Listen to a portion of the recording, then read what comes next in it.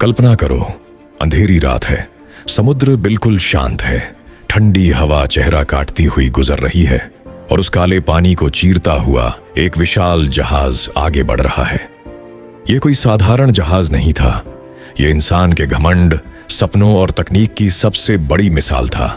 नाम था टाइटैनिक। लोग कहते थे, अरे जनाब, यह जहाज यह कभी नहीं डूबेगा। और सच कहें तो उस समय किसी को शक भी नहीं था, क्योंकि जो लोग उसे देखते थे उन्हें लगता था जैसे यह जहाज नहीं, चलता फिरता महल हो। 1909 बेलफास्ट का शिपयार्ड। हजारों मजदूर दिन रात लोहे की मोटी चादरों को जोड़ रहे थे। चिंगारियां उड़ती थीं, हथौड़ों की आवाज गूंजती थी और धीरे धीरे समुद्र के लिए एक दानव तैयार हो रहा था। 3 साल लगे इसे बनाने में। हर पेंच, हर प्लेट, हर डेक, सब कुछ मजबूती और शान के साथ। जब 1912 में यह तैयार हुआ तो दुनिया ने कहा, अब समुद्र इंसान को नहीं हरा सकता। टाइटैनिक लगभग 269 मीटर लंबा था, इतना ऊंचा कि 8 मंजिला इमारत भी छोटी लगे। अंदर क्या था? बड़े सीढ़ीदार हॉल जिनमें रोशनी झिलमिलाती थी, महंगे कालीन, क्रिस्टल की लाइटें, अमीर लोगों के लिए शानदार कमरे, जिम, लाइब्रेरी, रेस्टोरेंट। यह किसी राजा का तैरता हुआ महल था, लेकिन असली भरोसा उसकी मजबूती पर था। नीचे की तरफ 16 जलरोधी खंड बनाए गए थे। सोचा गया, अगर जहाज कहीं से टकराए भी तो सिर्फ एक हिस्सा पानी भरेगा, बाकी जहाज सुरक्षित रहेगा। और यहीं से जन्म हुआ उस शब्द का, अनसिंकेबल, यानी कभी ना डूबने वाला। 10 अप्रैल 1912 साउथहैम्पटन बंदरगाह पर भीड़ उमड़ पड़ी थी।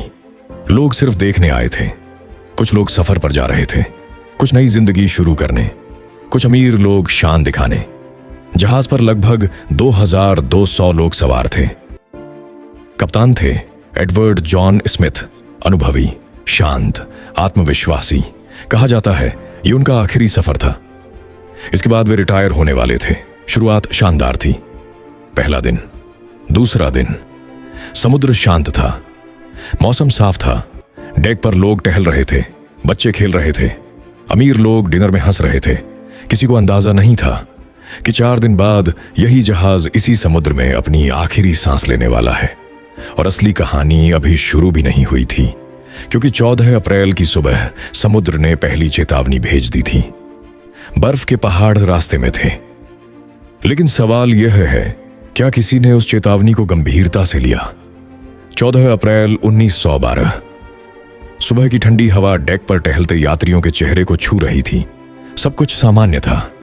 नाश्ता परोसा जा रहा था, बच्चे खेल रहे थे और अमीर यात्री आराम से अखबार पढ़ रहे थे। लेकिन समुद्र शांत होते हुए भी शांत नहीं था। दोपहर के समय वायरलेस रूम में एक संदेश आता है, आगे के रास्ते में बड़े बड़े आइसबर्ग देखे गए हैं। ऑपरेटर संदेश लिखता है, ब्रिज तक पहुंचाया जाता है और फिर जहाज अपनी रफ्तार से चलता रहता है। क्यों? क्योंकि यह टाइटैनिक था, दुनिया का सबसे मजबूत जहाज। शाम तक ऐसे कई संदेश मिल चुके थे। किसी जहाज ने कहा, रास्ता सावधानी से पार करो। किसी ने कहा, आगे बर्फ की मोटी परत है। लेकिन जहाज की रफ्तार कम नहीं हुई, क्योंकि कंपनी चाहती थी पहली ही यात्रा में दुनिया को दिखा दिया जाए कि टाइटैनिक सिर्फ बड़ा ही नहीं, तेज भी है। रात उतरने लगी, तापमान गिरने लगा, समुद्र कांच की तरह शांत हो गया। और यही सबसे खतरनाक बात थी। जब समुद्र में लहरें होती हैं तो वे आइसबर्ग से टकराकर हल्की सफेद झाग बनाती हैं, जिससे दूर से खतरा दिखाई दे जाता है। लेकिन उस रात समुद्र बिल्कुल सपाट था। आसमान में चांद नहीं था, तारों की हल्की रोशनी और काला पानी। ऊपर क्रोज नेस्ट में 2 लोग खड़े थे। ठंडी हवा में आंखें जल रही थीं। वे लगातार सामने देख रहे थे, लेकिन उनके पास दूरबीन नहीं थी।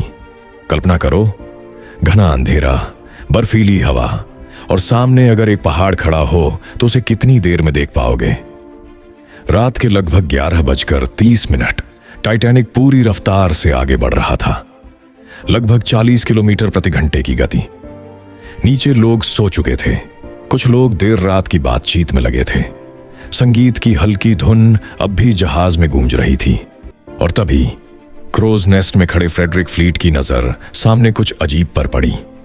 अंधेरे में एक विशाल काली दीवार जो धीरे धीरे बड़ी होती जा रही थी। उसने तुरंत 3 बार घंटी बजाई,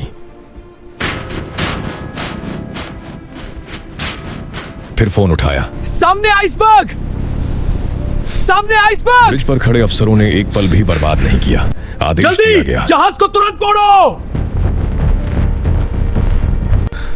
इंजन पीछे करो अभी!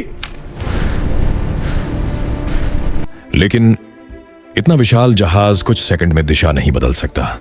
समय अब बहुत कम बचा था और अगले कुछ सेकंड में इतिहास बदलने वाला था। रात के 11:40 ब्रिज पर खड़े अफसरों की आंखें फैल चुकी थीं। आदेश दिया गया, हार्ड स्टारबोर्ड, यानी जहाज को तुरंत मोड़ो। इंजन रिवर्स करने का आदेश भी दे दिया गया। लेकिन याद रखो, टाइटैनिक कोई छोटी नाव नहीं था। वह लोहे का 269 मीटर लंबा दानव था। उसकी रफ्तार तेज थी और सामने बर्फ का पहाड़। कुछ ही सेकंड में जहाज का दाहिना हिस्सा आइसबर्ग से रगड़ खा गया। कोई जोरदार धमाका नहीं हुआ, कोई बड़ी आवाज नहीं आई, बस एक लंबी खुरचने की आवाज, जैसे किसी ने लोहे को पत्थर से घसीटा हो। अंदर बैठे यात्रियों को हल्का झटका लगा। कुछ लोग हंस पड़े। किसी ने मजाक में कहा, शायद किसी छोटे पत्थर से टकरा गए। लेकिन नीचे जहाज के पेट में मौत अंदर आ चुकी थी। लोहे की प्लेटों के जोड़ खुल गए थे। एक के बाद एक 6 जलरोधी खंडों में पानी भरना शुरू हो गया। और यही वह बात जिसने टाइटैनिक की किस्मत तय कर दी, क्योंकि जहाज सिर्फ 4 खंडों तक सुरक्षित रह सकता था, लेकिन यहां 6 हिस्सों में पानी भर रहा था। मुख्य डिजाइनर ने नुकसान देखा, गणना की और धीरे से कहा, यह जहाज नहीं बचेगा। कल्पना करो उस पल को। ऊपर डेक पर अब भी रोशनी है, संगीत चल रहा है, लोग बातें कर रहे हैं और कुछ लोगों को पता चल चुका है कि यह जहाज 2 घंटे से ज्यादा नहीं टिकेगा। हमें लाइफ बोट की तैयारी करनी होगी, जहाज ज्यादा देर नहीं टिकेगा। आधी रात होने को थी। पानी धीरे धीरे ऊपर उठ रहा था। अब कप्तान ने फैसला लिया, डिस्ट्रेस सिग्नल भेजो। वायरलेस रूम में ऑपरेटर लगातार संदेश भेजने लगे। हम संकट में हैं, तुरंत सहायता भेजें। आसमान में रॉकेट छोड़े गए। उम्मीद थी कि कोई जहाज पास में होगा, लेकिन समुद्र विशाल था, अंधेरा गहरा था और समय बहुत तेजी से निकल रहा था। टाइटैनिक अब धीरे धीरे आगे की ओर झुकने लगा था। लोगों को समझ आने लगा, यह कोई मामूली हादसा नहीं है। अब अगला कदम था लाइफ बोट्स। लेकिन क्या वे सबको बचा पाएंगी? क्या जहाज पर मौजूद हर इंसान को मौका मिलेगा, या अब डर इंसानियत पर भारी पड़ने वाला है? आधी रात बीत चुकी थी। ठंडी हवा अब और भी तेज लगने लगी थी। डेक पर खड़े लोगों को महसूस होने लगा कि जहाज हल्का सा आगे की तरफ झुक रहा है, लेकिन अब भी कई लोग यकीन नहीं कर पा रहे थे। इतना बड़ा जहाज डूबेगा? यह बात किसी के दिमाग में बैठ ही नहीं रही थी। फिर आदेश दिया गया, महिलाएं और बच्चे पहले। लाइफ जैकेट बांटी जाने लगी। लाइफ बोट्स को बाहर निकाला गया। रस्सियां खोली गईं। पहली लाइफ बोट नीचे उतरी, लेकिन पूरी भरी नहीं थी। क्यों? क्योंकि लोग अब भी डर और विश्वास के बीच फंसे हुए थे। उन्हें लगा, छोटी नाव में ठंडी रात में बैठने से अच्छा है इस विशाल जहाज पर रहना। कुछ पुरुष अपनी पत्नी और बच्चों को बैठा रहे थे। कुछ लोग मना कर रहे थे, हम साथ रहेंगे। Ma'am, you must board now. हम साथ रहेंगे। Yes, together. धीरे धीरे पानी ऊपर आता जा रहा था। अब जहाज का अगला हिस्सा साफ झुक चुका था। वायरलेस रूम में ऑपरेटर लगातार संदेश भेज रहे थे। उनकी उंगलियां मशीन पर दौड़ रही थीं। वे जानते थे, शायद यह उनकी आखिरी ड्यूटी है। डेक पर संगीत अब भी बज रहा था। बैंड के सदस्य आखिरी पल तक लोगों को शांत रखने की कोशिश कर रहे थे। कल्पना करो उस दृश्य को। एक तरफ रोशनी से चमकता जहाज, दूसरी तरफ काला अनंत समुद्र, बीच में छोटी छोटी लाइफ बोट्स अंधेरे में उतरती हुई। अब घबराहट बढ़ने लगी। कुछ लोग धक्का मुक्की करने लगे, कुछ चुपचाप खड़े थे, जैसे सब समझ चुके हों समुद्र का पानी 0 से नीचे तापमान पर था। अगर कोई गिर जाए तो कुछ ही मिनटों में शरीर सुन्न हो जाएगा। रात के लगभग 1:50 पर आखिरी लाइफ बोट भी नीचे उतार दी गई और जहाज पर अब भी 1500 से ज्यादा लोग मौजूद थे। अब टाइटैनिक का आगे का हिस्सा पूरी तरह पानी में समा चुका था। पीछे का हिस्सा ऊपर उठने लगा। लोग फिसल रहे थे, चीखें गूंज रही थीं, प्रार्थनाएं की जा रही थीं। और फिर जहाज की बिजली चली गई। अचानक पूरा अंधेरा। कुछ ही सेकंड बाद एक भयानक आवाज टाइटैनिक बीच से टूट गया। उसका पिछला हिस्सा कुछ पल के लिए सीधा खड़ा रहा, जैसे आखिरी बार आसमान को देख रहा हो, और फिर रात के 2:20 पर वह भी समुद्र में समा गया। अब अटलांटिक महासागर लोगों की चीखों से भर चुका था। सैकड़ों लोग बर्फ जैसे ठंडे पानी में तड़प रहे थे। लाइफ बोट्स दूर तैर रही थीं और ज्यादातर वापस मुड़ने से डर रही थीं। कुछ ही मिनटों में आवाजें कम होने लगीं और फिर सन्नाटा। समुद्र फिर शांत हो गया। लेकिन क्या कोई मदद आने वाली थी? क्या कोई जहाज उन बचे हुए लोगों तक पहुंच पाएगा? रात गुजर चुकी थी। अटलांटिक महासागर फिर से शांत दिख रहा था, जैसे कुछ हुआ ही नहीं। लेकिन उस काले पानी के बीच छोटी छोटी लाइफ बोट्स तैर रही थीं, जिनमें बैठे लोग ठंड से कांप रहे थे। कुछ लोग सुन्न थे, कुछ रो रहे थे, कुछ बस समुद्र को घूर रहे थे। जहां कुछ देर पहले एक विशाल जहाज खड़ा था, अब वहां कुछ नहीं था, सिर्फ बर्फ जैसा ठंडा पानी और तैरती हुई लाशें। समुद्र का तापमान 0 से नीचे था। जो लोग पानी में गिरे थे उनमें से ज्यादातर कुछ ही मिनटों में दम तोड़ चुके थे। लाइफ बोट्स में बैठे लोग वापस जाने की हिम्मत नहीं जुटा पाए। उन्हें डर था, अगर वे पास गए तो और लोग नाव में चढ़ने की कोशिश करेंगे और नाव पलट जाएगी। ये डर था या मजबूरी? आज भी यह सवाल बना हुआ है। करीब 4 बजे सुबह दूर से धुएं की हल्की लकीर दिखाई दी। वह था जहाज कारपेथिया। वह पूरी रात तेज रफ्तार से चलता रहा था। जब उसने संकट संदेश सुना तो उसने दिशा बदल दी थी, लेकिन दूरी बहुत ज्यादा थी। जब वह पहुंचा तब तक सब खत्म हो चुका था। एक एक करके लाइफ बोट्स को उठाया गया। भीगे हुए लोग डेक पर चढ़ाए गए, कंबल दिए गए, गर्म चाय दी गई। कुछ लोग चुप थे, कुछ अपने खोए हुए परिजनों के नाम पुकार रहे थे। एलिजा, एलिजा, क्या तुम यहां हो? कुल मिलाकर लगभग 706 लोग ही बच पाए। बाकी समुद्र अपने साथ ले गया। 3 दिन बाद 18 अप्रैल 1912 न्यूयॉर्क। बारिश हो रही थी। करीब 40,000 लोग बंदरगाह पर खड़े थे। हर किसी की आंखें एक ही सवाल पूछ रही थीं, क्या मेरा अपना जिंदा है? कारपेथिया धीरे धीरे बंदरगाह में दाखिल हुआ। लोगों की भीड़ सन्नाटे में बदल गई। कुछ लोग अपने परिजनों को गले लगाकर रो पड़े। कुछ लोग खामोश खड़े रहे, क्योंकि उनका इंतजार कभी पूरा नहीं होना था। टाइटैनिक अब इतिहास बन चुका था, लेकिन कहानी खत्म नहीं हुई थी। अब सवाल उठ रहे थे, क्या यह हादसा टाला जा सकता था? क्या आइसबर्ग की चेतावनी को अनदेखा किया गया था? क्या पास मौजूद जहाज समय पर मदद कर सकता था? जिस जहाज को कभी न डूबने वाला कहा गया, वह सिर्फ 2 घंटे 40 मिनट में कैसे डूब गया? इन सवालों के जवाब खोजने में सालों लग गए, और जब सच्चाई सामने आई तो उसने इंसानी घमंड की असली कीमत दिखा दी। टाइटैनिक डूब चुका था, लेकिन कहानी यहीं खत्म नहीं हुई।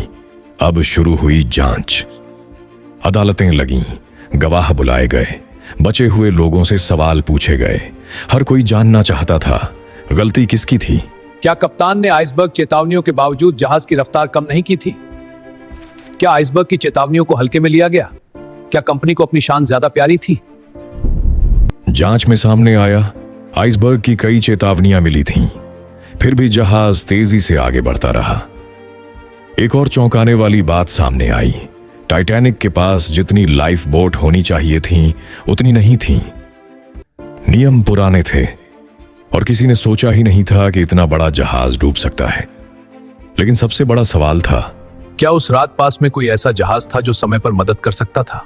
जी हाँ, एक जहाज पास में था। उसने रॉकेट देखे लेकिन उन्हें आपात संकेत नहीं समझा गया। उस जहाज का रेडियो उस समय बंद था। अगर वह रेडियो चालू होता, अगर उसने संदेश सुन लिया होता तो शायद सैकड़ों जानें बच सकती थीं। लेकिन अगर इतिहास नहीं बदलता, साल गुजरते गए। लोगों के मन में एक और सवाल उठता रहा, टाइटैनिक सच में कैसे टूटा?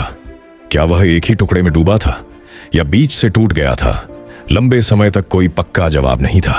फिर 1985 समुद्र की गहराई में खोज शुरू हुई। विशेष कैमरे और मशीनें भेजी गईं।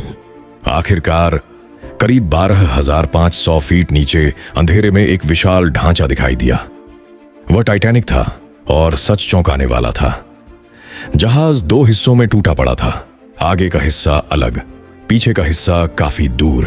इससे साफ हुआ डूबते समय दबाव इतना ज्यादा था कि जहाज बीच से टूट गया था। आज भी वह समुद्र के तल पर पड़ा है, जंग खा रहा है, धीरे धीरे खत्म हो रहा है। वैज्ञानिक कहते हैं कुछ दशकों में शायद वह पूरी तरह गायब हो जाएगा। लेकिन सवाल यह है, क्या टाइटैनिक की कहानी भी खत्म हो जाएगी? नहीं, क्योंकि यह सिर्फ एक जहाज की कहानी नहीं है। यह इंसानी भरोसे की कहानी है। यह तकनीक के घमंड की कहानी है। यह उन लोगों की कहानी है जिन्होंने आखिरी पल तक उम्मीद नहीं छोड़ी। जब भी समुद्र शांत दिखता है तो याद आता है शांति के पीछे कभी कभी तूफान छिपा होता है। और शायद यही टाइटैनिक हमें सिखाता है, प्रकृति से बड़ा कोई नहीं। अगर आपको यह डॉक्यूमेंट्री पसंद आई हो तो वीडियो को लाइक करें, चैनल को सब्सक्राइब करें और कमेंट में बताइए अगला वीडियो आप किस पर देखना चाहेंगे। तो फिर मिलेंगे एक नई वीडियो के साथ।